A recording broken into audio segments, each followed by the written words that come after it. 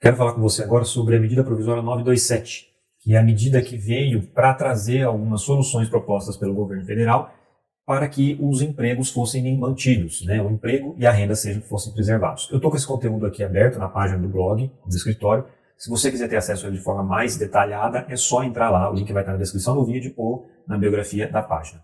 Então, vamos lá. Essa medida provisória, né, apesar dela ser um pouco polêmica em alguns pontos, como por exemplo a suspensão do contrato de trabalho que já foi revogada, né, não está valendo ainda, é possível que venha uma nova medida provisória para que seja incluída essa condição, porque na medida provisória 927 foi repassado para o empregado o custo dessa suspensão, né, ele ficaria afastado sem receber verbas, sem receber salário, sem receber remuneração.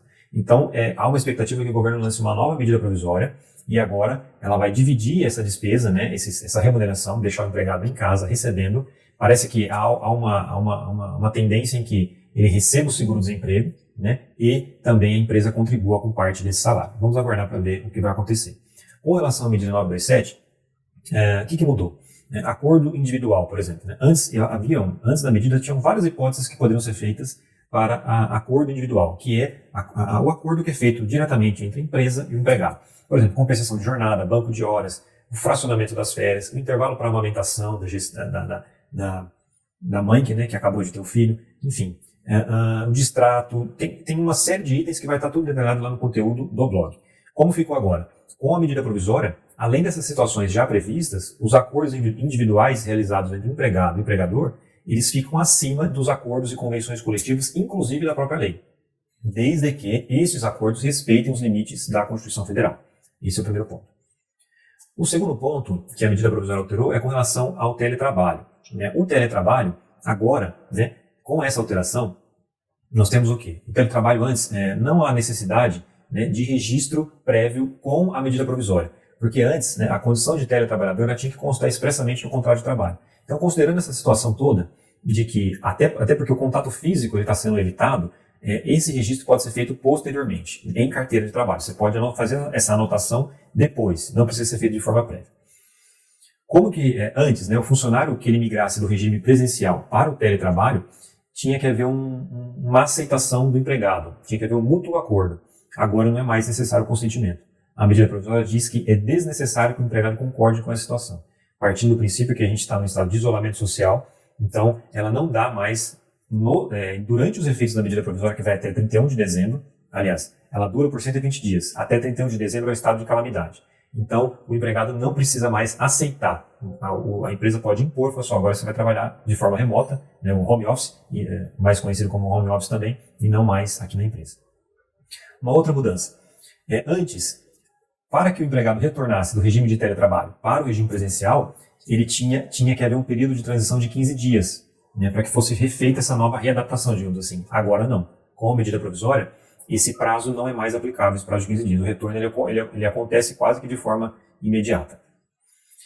Um outro ponto de alteração da medida provisória 927, as férias individuais, como era antes. Para que o empregado possa adquirir o direito ao descanso, ao gozo dessas férias, ele deveria trabalhar por um período de 12 meses e aí então ele adquire o direito às férias. Com a medida provisória, a empresa pode antecipar mesmo férias que não foram ainda conquistadas pelo empregado, antes de que ele cumpra esse período de 12 meses, justamente para se cumprir o isolamento social. Uma outra mudança com relação às férias individuais. A empresa ela tinha que avisar o empregado dessa concessão com uma antecedência mínima de 30 dias. Agora não. Agora ela precisa avisar com uma antecedência mínima de apenas 48 horas de que o empregado ele vai ser colocado em férias. Sobre o pagamento das férias, o pagamento dessa remuneração, ele deveria ocorrer em até 2 dias antes do início das férias. Então imagine que as férias vai começar dia 5 de abril, e até o dia 3 de abril, por exemplo, a empresa já tinha que fazer o pagamento da remuneração das férias. Ainda não estou falando do terço das férias, tá? É somente a remuneração, que é o salário que ele recebe, mesmo estando em casa por aí uns 30 dias de descanso, por exemplo. Com a medida provisória, o pagamento da remuneração ele tem que acontecer até o 5º dia útil do mês que vai suceder o início das férias. Então vamos fazer uma situação prática aqui. Hoje, 30 de março, quando esse vídeo está sendo gravado, se o seu empregado iniciar as férias hoje, você tem que pagar essa remuneração até o 5º dia útil de abril. Então qual seria o interessante para a empresa? Dar o descanso, por exemplo, de férias a partir de 1º de abril. Porque aí o pagamento da remuneração vai ocorrer só no 5º dia útil de maio, entendeu? Isso nós estamos falando de uma situação de pandemia, né, em que a empresa precisa de fluxo de caixa, precisa gerar, ela não está aberta, ela não está gerando recursos, não está faturando, então por isso essa condição da medida provisória.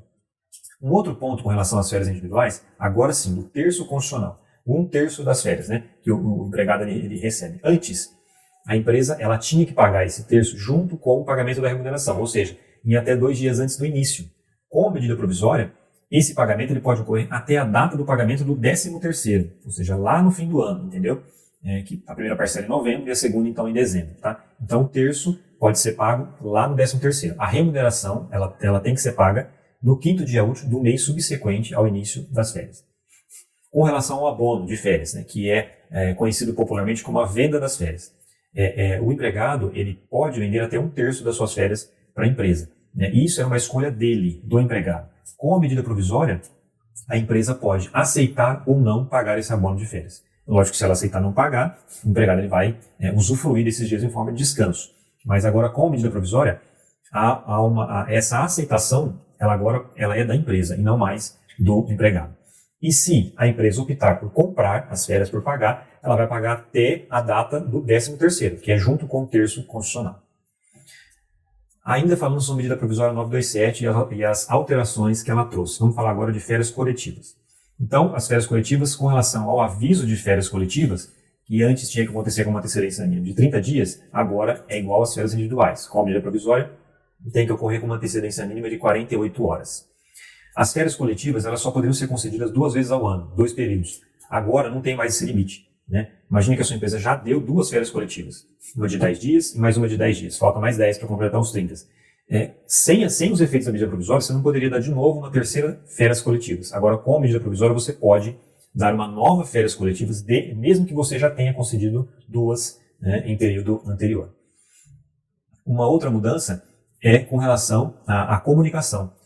Sem os efeitos da medida provisória, para que você pudesse conceder férias coletivas, você tinha que enviar uma comunicação para o Ministério do Trabalho e também para o sindicato da categoria com 15 dias de antecedência do início dessas férias. Com a medida provisória, não precisa mais fazer essa comunicação para nenhum órgão, seja para o sindicato, seja para o Ministério do Trabalho. Essa comunicação fica dispensada. Outra mudança na medida provisória 927 tem a ver com a antecipação dos feriados, né?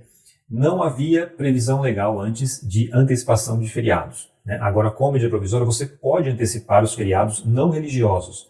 Então, imagine que um próximo feriado que vai acontecer aí, de repente em abril, né? A gente temos feriados em abril, tem novembro, enfim, dezembro e por aí vai. Setembro, né? Dependendo do seu estado. Então, aniversário da cidade, por exemplo, né? Da sua cidade. Então, esses feriados podem ser antecipados para que o empregado possa já descansar em casa, né? Com o intuito de contribuir com o isolamento social. Depois, e quando chegar o feriado? Ele vai ter que trabalhar, porque ele já descansou de forma antecipada. Quanto aos feriados religiosos, como por exemplo Sexta-feira da Paixão, né, é necessário que o empregado concorde com essa antecipação. Os religiosos têm que ter o aceite do empregado. Os não religiosos não têm que ter o aceite. Vamos falar agora sobre o banco de horas. Antes da medida provisória, nós tínhamos banco de horas pactuados por meio de acordo ou convenção coletiva e o banco de horas pactuado de forma individual. A empresa diretamente com o empregado.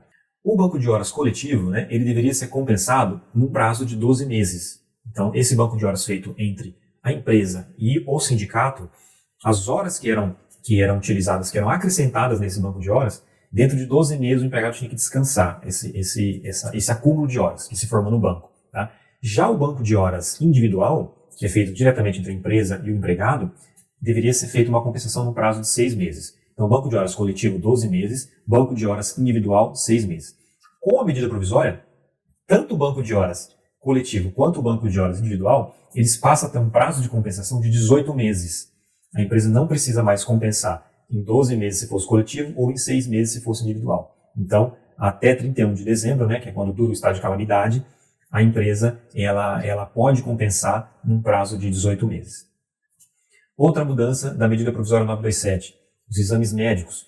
Durante o estado de calamidade, exames médicos ocupacionais, clínicos e complementares não precisam ser feitos. O exame demissional ele também pode ser dispensado caso o último exame ocupacional tenha sido feito num prazo a menos de 180 dias. Então, justamente para evitar o contato, né, para contribuir com o isolamento social, exames médicos não precisam mais ser realizados por enquanto. Sobre o Fundo de Garantia por Tempo de Serviço, outra mudança da medida provisória 927. Antes da medida provisória, o empregador ele tinha que recolher até o dia 7 de cada mês o valor correspondente a 8% da remuneração. Com a medida provisória, os pagamentos referentes às competências de março, abril e maio, que vão vencer em abril, maio e junho, eles podem ser pagos de forma parcelada, em até 6 vezes, a partir de julho de 2020. Então, as competências março, abril e maio, que vencem em abril, maio e junho, podem ser parceladas em até 6 vezes, e a primeira parcela ela inicia em julho de 2020. Uma última mudança da medida provisória 927 tem a ver com a jornada de 12 por 36, aquela em que o empregado trabalha 12 horas e descansa 36 horas. Mas essa mudança ela só vai atingir empregados que trabalham em estabelecimentos de saúde. Então, antes da medida provisória, não era permitida prorrogar essa jornada. Tá? O empregado ele trabalhava 12, não poderia fazer horas extras, né? Não poderia trabalhar 13, 14, até por uma questão humana, né? Questão física, o empregado não suporta trabalhar 12 horas e ainda fazer horas extras. Porém, com a medida provisória, dado o estado de calamidade, em razão dessa situação de pandemia, né? Nós vamos precisar muito dos profissionais da saúde. Então, a medida provisória, ela alterou, ou seja, ela tornou possível prorrogar a jornada para trabalhadores que atuam em estabelecimentos de saúde, né? Ou seja, ele pode trabalhar mais do que 12 horas para que ele possa, então, cumprir aí o seu papel, né, que é fundamental nesse momento que estamos passando. É isso. Essas são as alterações que a medida provisória trouxe. Se você estiver vendo esse vídeo no YouTube, você vai ver ele de uma forma completa, né, ele inteiro. E se você estiver vendo no Instagram, ele vai ser dividido aí por tópicos para facilitar, então, o entendimento de todos, né, e para fazer jus ali à plataforma. Ok, pessoal? É isso. Se você quiser ver esse conteúdo completo, acesse o link na descrição. Lá tem mais detalhes. Ele está em forma de texto, né? Então ele está um pouco mais completo, mais extenso. Acessa lá que você vai fazer uma leitura rápida, né? Apesar dele estar bem completo e bem para que você possa então entender todo esse conteúdo. Ok? Te vejo no próximo vídeo.